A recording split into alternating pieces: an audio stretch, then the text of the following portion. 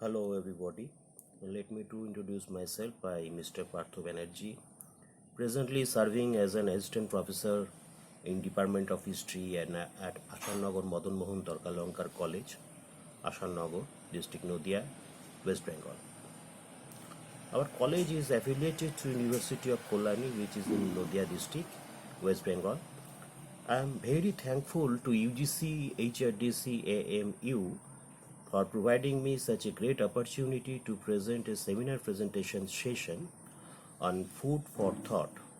And from food for thought, I am going to discuss about the topic which name is Tryst with Destiny, which is a speech written by Pandit Jawaharlal Nehru just after the independence of our country. And the speech was delivered in English, and it was delivered to the Indian Constituent Assembly in the Parliament, and the speech was delivered in the intervening night of 14th and 15th August 1947.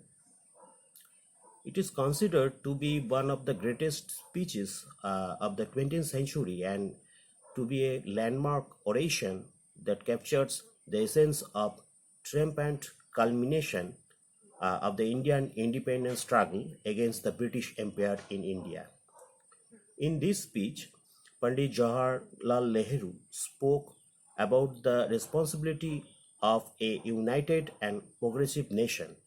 Bestowed on the Constituent Assembly, he spoke that instead of resting, it is the time for us to move and build the nation which our great freedom fighters and leaders had aspired.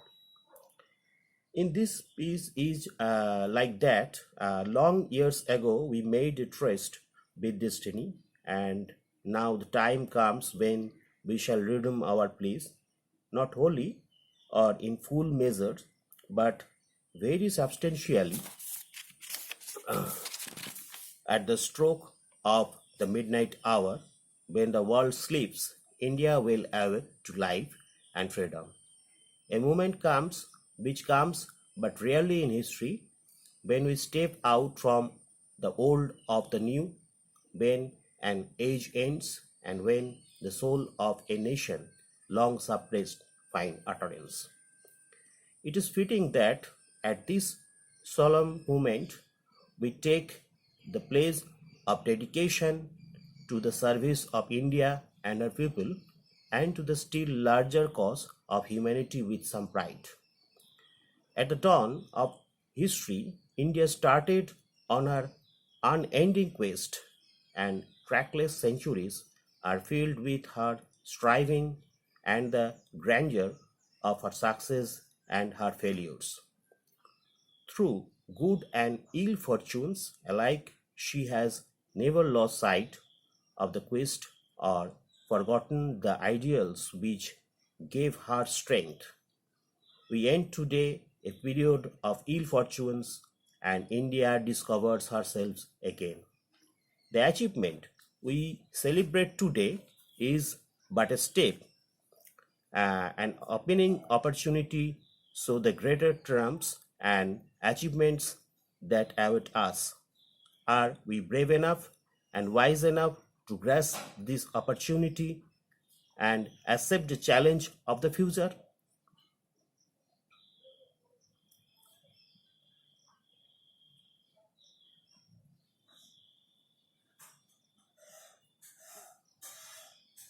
Freedom and power bring responsibility.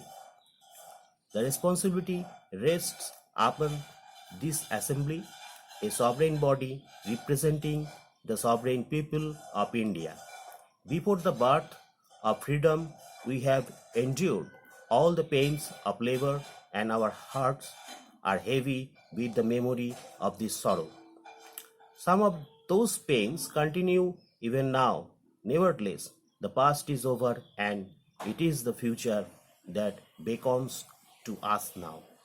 The future is not one of ease or resting, but incessant striving, so that we may fulfill the pleas we have so often taken, and one we shall take today. The service of India means the service of the millions who suffers. It means the ending of poverty and ignorance and disease and inequality of opportunity. The ambition of the greatest man of our generation has been to wipe every tear from every eye. That may be beyond us, but as long as there are tears and suffering, so long our work will not be over. And so we have to labor and work hard to give reality to our dreams.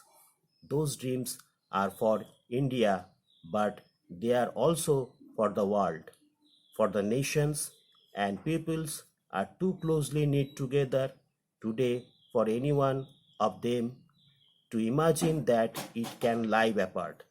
Peace has been said to be invisible, so is freedom, so is prosperity now, and so also a disaster in this one world that can no longer be split into isolated fragments.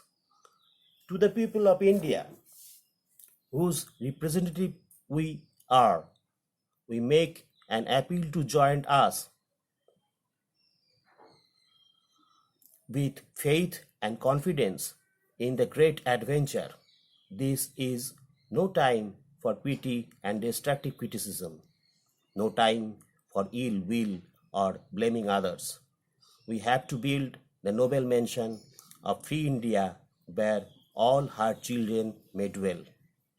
The appointed day has come, the day appointed by destiny, and India stands forth again.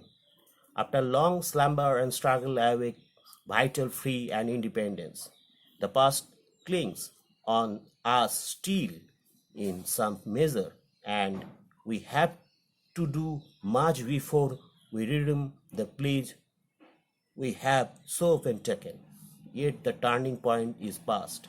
The history begins anew for us, the history which we shall live and act and other will write about. This is a fateful moment for us in India, for all Asia, and for the world. A new star rises, the star of freedom in the east. A new hope comes into being, a vision long cherished materialists.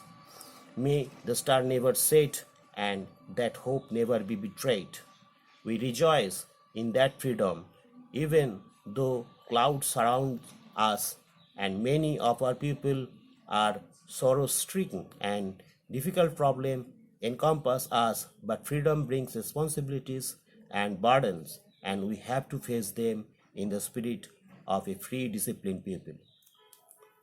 On this day, our first thought go to the architect of this freedom, the father of our nation, who embodying the old spirit of India, held aloft the torch of freedom and lighted up the darkness that surrounded us. We have often been unworthy followers of his and have strayed from his message, but not only we, but succeeding generation will remember this message and bear the imprint in their hearts of the great son of India, magnificent in his faith and strength and courage and humanity. We shall never allow the torch of freedom to be blown out, however high and wide or stormy be tempest.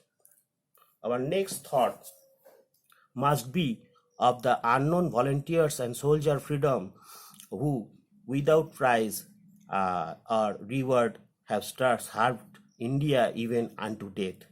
We think also of our brother and sister who have been cut off from us by political boundaries and who unhappily cannot share the present in the freedom that has come. They are of us and will remain of us whatever may happen, and we shall be share in good and ill fortune alike. The future beckons to us neither whether do we go and but shall be our endeavor.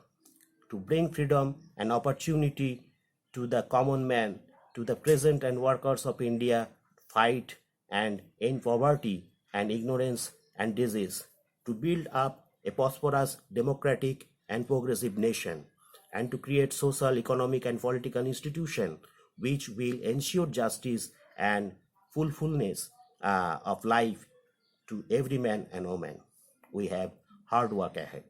There is no resting for any one of us till we redeem our place in full, till we make all people of India what destiny intended them to be. We are citizens of a great country on the verge of bold advance. We have to live up to that high standard. All of us, to whatever religion we may belong, and equally the children of India with equal rights, privileges, and obligations. We cannot encourage communalism or narrow-mindedness. For the nation can be great whose people are narrow in thought or in action. So, to the nations and people of the world, we send greetings and please ourselves to cooperate with them in furthering peace, freedom, and democracy. And to India, our much loved motherland, the ancient, the eternal, and ever new, we pay our reverent homage and we bind ourselves afresh to her service. Jai Hind. This is my seminar presentation, sir. Thank you for patiently listening me. Thank you, all of you. Thanks.